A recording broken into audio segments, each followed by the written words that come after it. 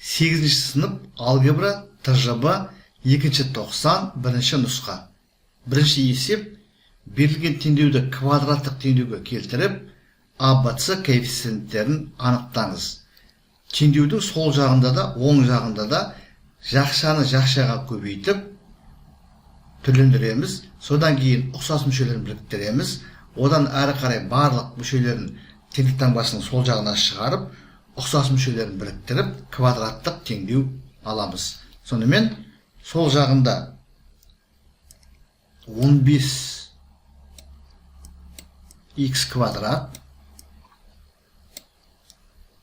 минус 10x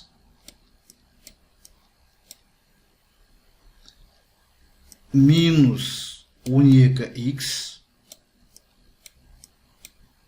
плюс 8 шығады. Оң жағында 3x квадрат плюс 2x минус 9x минус 6 шығады. Сол жағында ұқсас мүшелер біріктіреміз. 15x квадрат жалғыз тұра береді. Ұқсас мүше жоқ. Минус 10x пен минус 12x ұқсас мүшелер біріктіреміз. 22x болады. Плюс 8 жазып қоямыз. Оң жағында 3x квадрат жазып қоямыз. Ұқсас мүшелер 2x пен минус 9x біріктіреміз. Минус 7x шығады. Минус 6-ны жазып қоямыз. Содан кейін оң жағындағы барлық қосылғыштарды сол жағынан шығарамыз. Таңбалар қарама-қарсыға өзгереді. Сонымен сол жағындағы қосылғыштарды өзгеріссіз жазып қоямыз. 15x квадрат минус 22x плюс 8 минус 3x квадрат плюс 7x плюс 6 тең 0-ге. Ұқсас мүшелерін біріктіреміз. 15x квадрат минус 3x квадрат 12x квадрат болады. Минус 22x плюс 7x минус 15x болады. Және плюс 8 плюс 6 плюс 14 болады. Тең 0-ге. Сонымен A коэффициенті 12-ге тең. B коэффициенті минус 15-ге тең. Және C коэффициенті 14-ге тең. Сонымен біз есептің жауабын алдық. Бірінші есеп толығымен шешілді. Екінші есеп берілген квадрат теңдеулердің ішінен келтірілген толық квадрат теңдеулерді анықтаңыз. Толық квадрат теңдеу деген сөз A, B, C коэффициенттерінің үшеуі де 0-ден өзге деген сөз.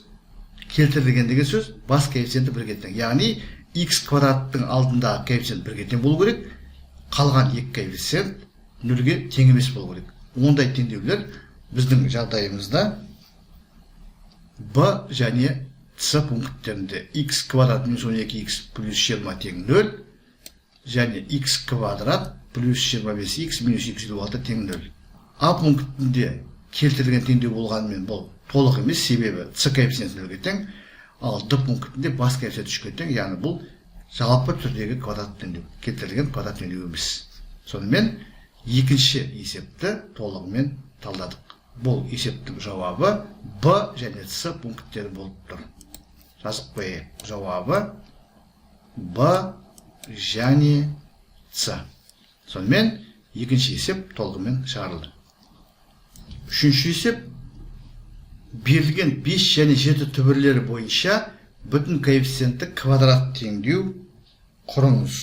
Бұл жерде теңдеудің бірінші түбірі 5 дейік, екінші түбірі 7 деп алайық. Екеуінің орындарын ауыстырғаннан ештеңе өзгермейді. Келтірген квадраттық теңдеу жалпы түрі x квадрат плюс px плюс q тең 0 түрінде болады. Келтірген квадрат теңдеу үшін вет теоремасы бойынша екі түбірдің қосындысы теріс таңбамен алынған x-тің алдында коэффициент болады, яғни минус b-ға тең болады. Ал екі түбірдің көбейтіндісі бос мүшеге, яғни q-ға тең болады.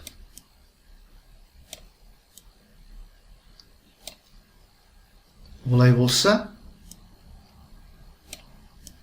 p тең болады минус x1 плюс x2, ал q тең x1 көбейтілген x2. Осы жүйеде x1 мен x2-ның орындарына 5 пен 7-ні қойып, біз p-ның минус 12-ге тең екендігіне, ал q-дің 35-ке тең екендігіне көз жеткіземіз. Осы табылған p мен q-дің мәндерін мына жерге қоямыз. Сонда бізде x квадрат минус 12x плюс 35 тең 0 деген теңдеу шығады. Ол мына b пунктіндегі теңдеу. Сонымен үшінші есептің жауабы b пункті x квадрат минус 12x плюс 35 тең 0 деген квадраттық теңдеу. Сонымен үшінші есепті толығымен талдадық. Төртінші есеп, берілген теңдеуді шешіңіз. Сол жағында айырманың квадратының формуласын қолданып түрлендіреміз. Сонда бізде 4x квадрат минус 12x плюс 9 шығады.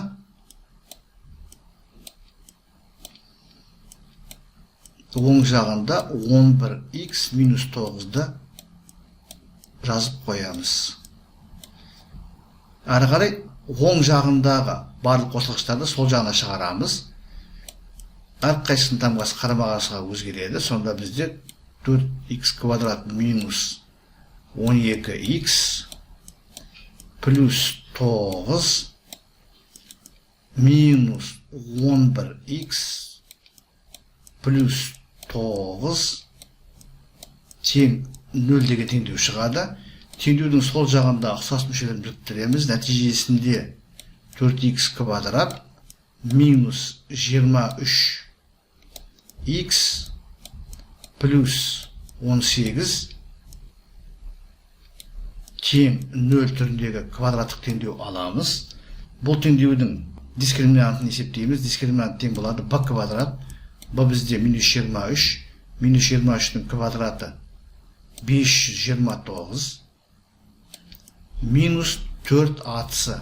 Минус 4 көбейтілген 4 көбейтілген 18.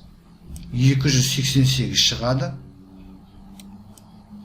529 минус 288 41-ге тең болады. 41 оң сан. Олай болса, бұл квадраттық теңдеудің екі түбірі болады. Түбірдің формулалары x тең болады.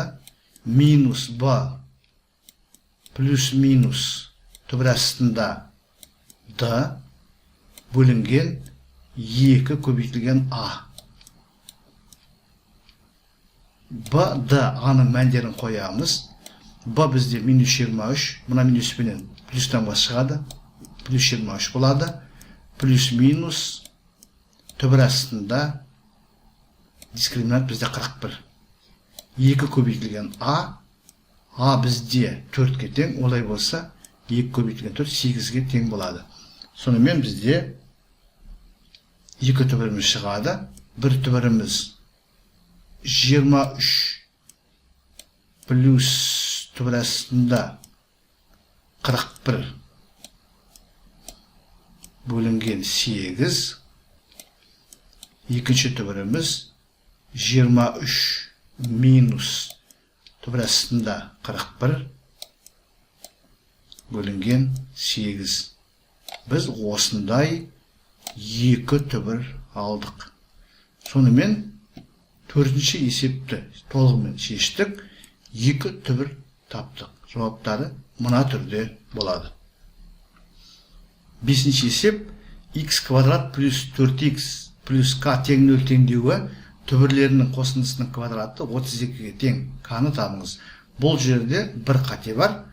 Теңдеу түбірлерінің қосындысының квадраты емес, теңдеу түбірлерінің квадраттарының қосындысы. Квадраттардың қосындысы. Мына жерде тұр сөз. Себеп қараңыздар, түбірлерінің қосындысының квадраты дейтін болсақ, түбірлерінің қосындысы минус 4-ге тең болу керек теоремасы бойынша, ал минус 4-дің квадраты 16-ға тең. 32 шықпайды. Сондықтан бұл жерде түбірлерінің, яғни x1 менен x2-ның квадраттарының қосындысы 32-ге тең деген сөз. Есепті теру барысында теруші адам қате жібергенге ұқсайды. Вет теоремасын қолданамыз. Вет теоремасы бойынша келтірген квадраттық теңдеудің екі түбірінің қосындысы теріс таңбамен алынған x-тің алдында кәсетке тең болады. Бізде x-тің алдында 4, олай болса минус 4 шығады. Және түбірлердің көбейтіндісі бос мүшеге тең болады. x1 көбейтілген x2 тең k-ға.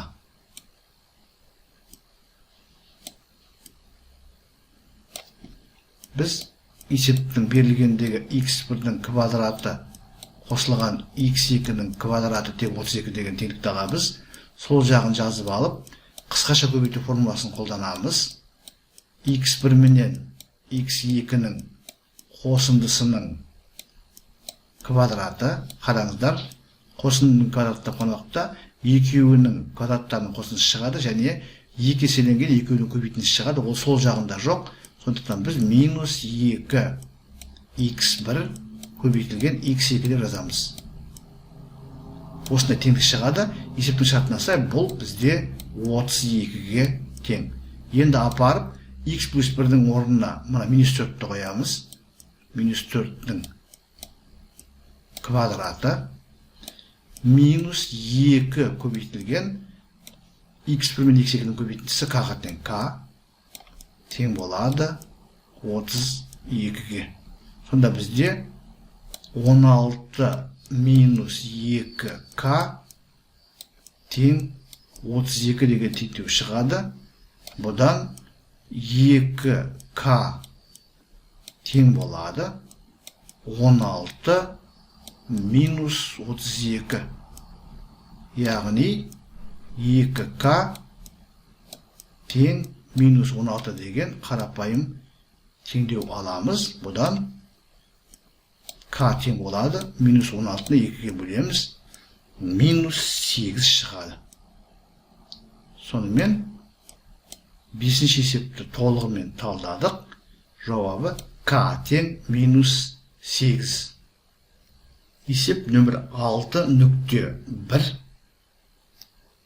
x квадрат минус 8x минус 84 үш мүшесі берілген. А пункті осы үш мүшені x минус k квадрат, x минус k-ның квадраты плюс n түрінде жазыңыз. Бұндағы x пен k нақты сандар. Екінші Б пункті үш мүшені көбейткіштерге жіктеңіз. Берілген үш мүшені жазып аламыз.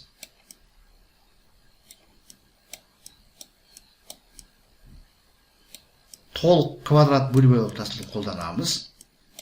X минус, біз x-тің алдында коэффициент минус 8 болғандықтан, осы минус 8-дің жартысын аламыз. Сонда x минус 4-дің квадраты болады. Осы айырманы квадраттаған уақытта x квадрат шығады, минус 8x шығады, және плюс 16 шығады.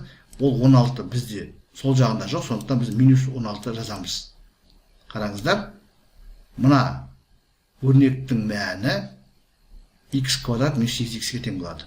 Және бізде минус 84 бар. Осы шыққан өрнекте ұқсас мүшелерін біріктіреміз. X минус 4-тің квадратын жазып қоямыз. Минус 16 минус 84 минус 100-ге тең. Біз берілген квадрат үш мүшені есептің шартында жазылған өрнек түріне келтірдік. Мұнда бізде К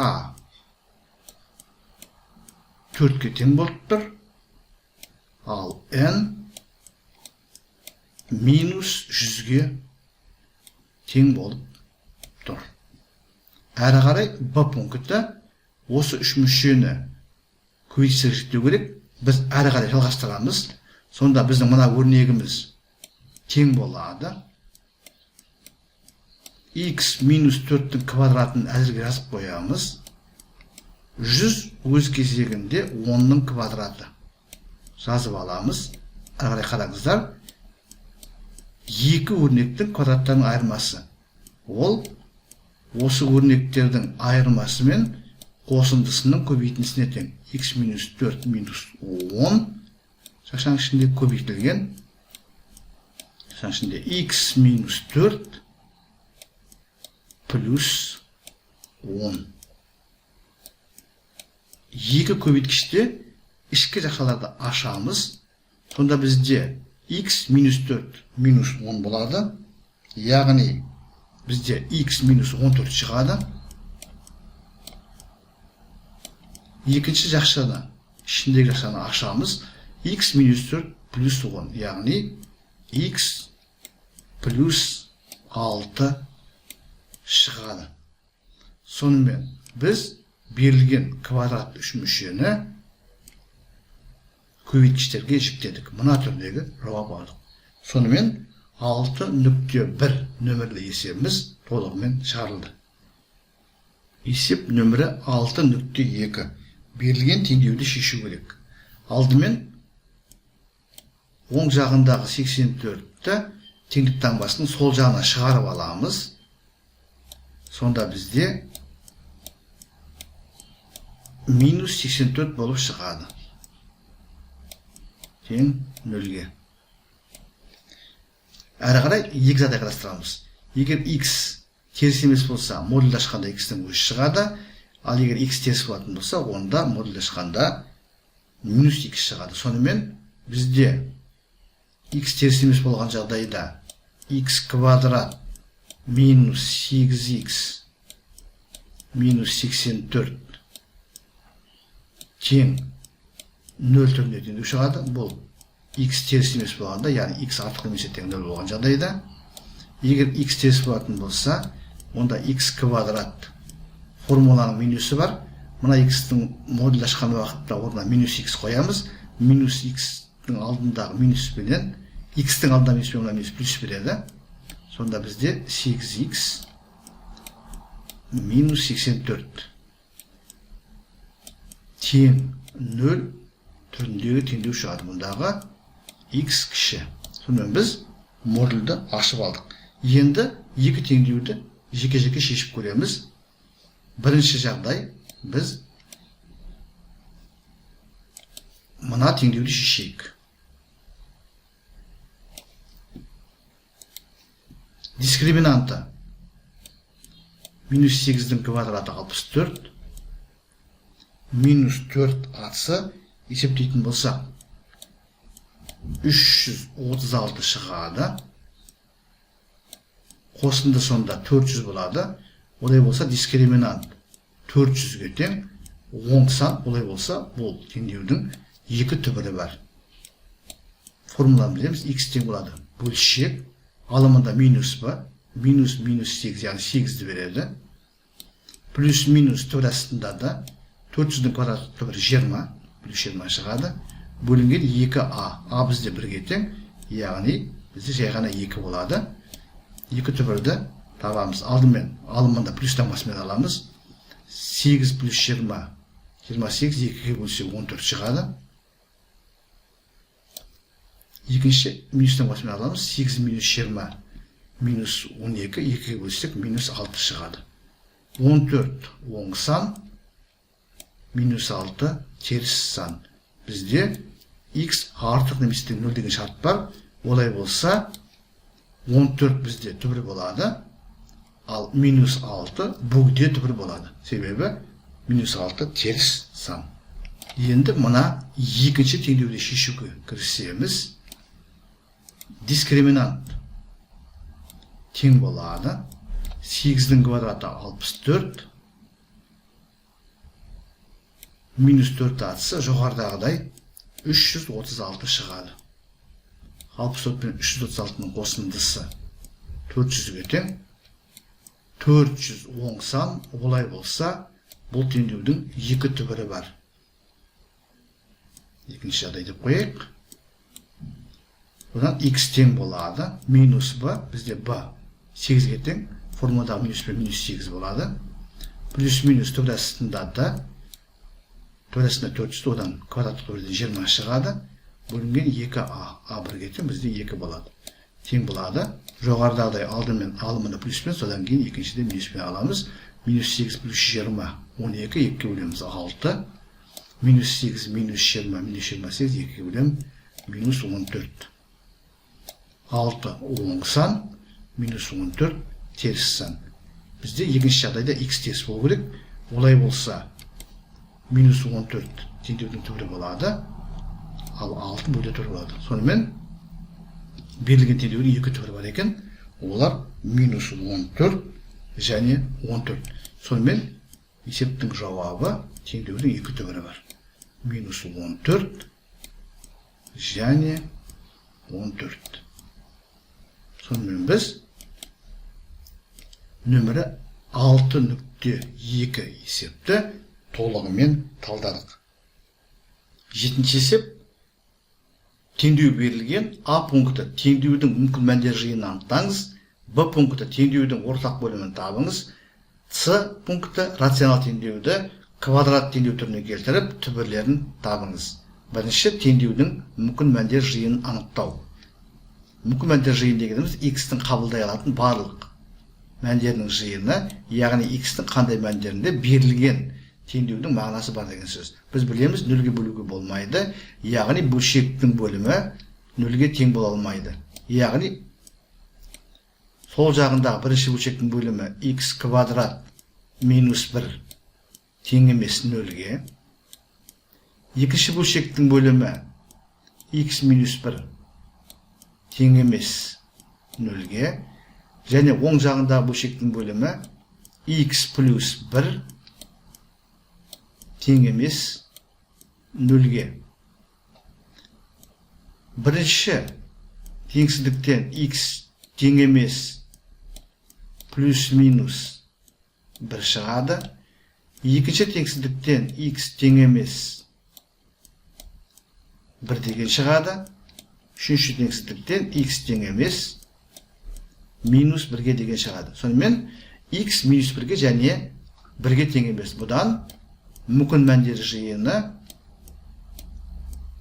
минус шексіздіктен минус 1-ге дейінгі аралық, бірігуі минус 1-ден 1-ге дейінгі аралық, бірігуі 1-ден плюс шексіздікке дейінгі аралық болады.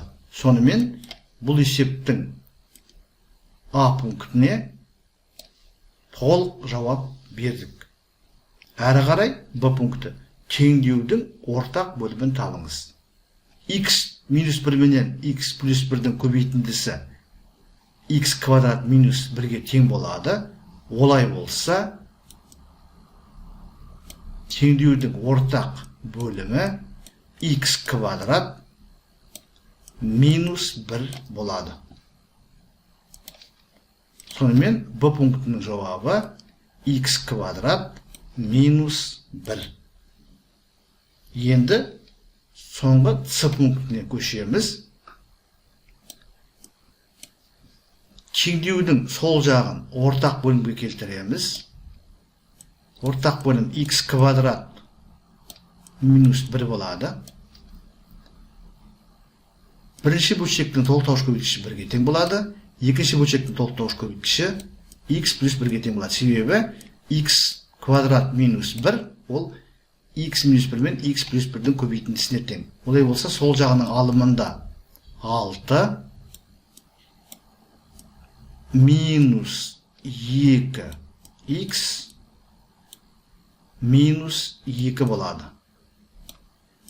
Оң жағында осы бөлімге келтіреміз, яғни x квадрат минус 1 болады.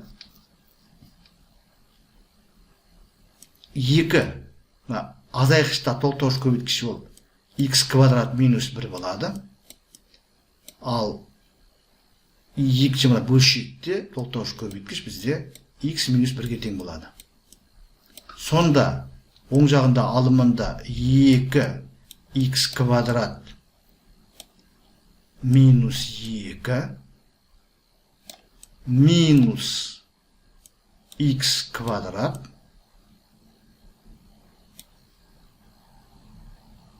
плюс x минус 4x плюс 4 болады. Теңдеудің оң жағындағы және сол жағындағы бөлшектердің бөлімдері тең. Олай болса, алымдары да тең болу керек. Алымдарын теңестіріп және бірден ұқсас мүшелерін біріктіріп жіберейін. Сонда сол жағында 4 минус 2x болады.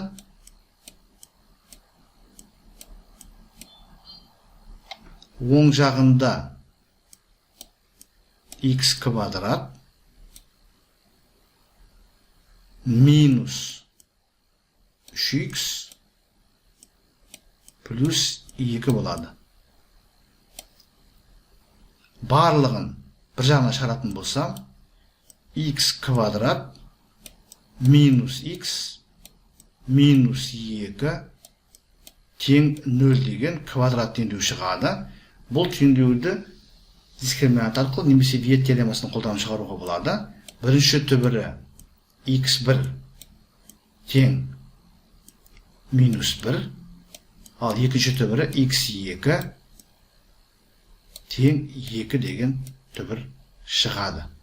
Сонымен біз алынған квадраттық теңдеудің, яғни мына теңдеудің екі түбірін таптық. x1 минус 1-ге тең, x2 2-ге тең. Енді осы түбірлер берілген теңдеудің түбірлері бола ма? Егер бұл жерде бастапқыда берілген теңдеудің түбірін сұрап тұрса, онда бізде бөлім нөлге тең болмайтындықтан бізде мына түбір бөгде түбір болып шығады. Сонымен, егер бастапқы берілген теңдеудің түбірін сұрап тұрса, онда жауабы тек қана 2 деген сан болады. Ал егер соңғы шыққан мына квадраттық теңдеудің түбірін сұрап тұрса, онда бұл теңдеудің түбірлері 2 минус 1 және 2. Сонымен, жетінші есепте егер берілген теңдеудің түбірін сұраса, ол тек қана бір түбірі 2-ге тең. Ал егер соңғы шыққан квадрат теңдеудің түбірлерін сұраса, онда ол минус 1 мен 2-ге тең 2 түбір шығады. Сонымен, жетінші есеп толығымен талданды. Сонымен, құрметті оқырмандар, біз бүгінгі сабағымызда алгебра пәнінен 8-ші сыныпқа 2-ші тоқсанда тәжірибеде ұсынылатын тапсырманың бірінші нұсқасын толығымен талдадық. Егер сұрақ болса, комментарийға жазыңыздар. Мен әдеттегідей әрбір сұраққа ұсыныс пікірге ескертуге, уақытымен және нақты жауап беруге тырысатын боламын. Зейін қойып тыңдағандарыңыз үшін көп рахмет. Келесі кездескенше.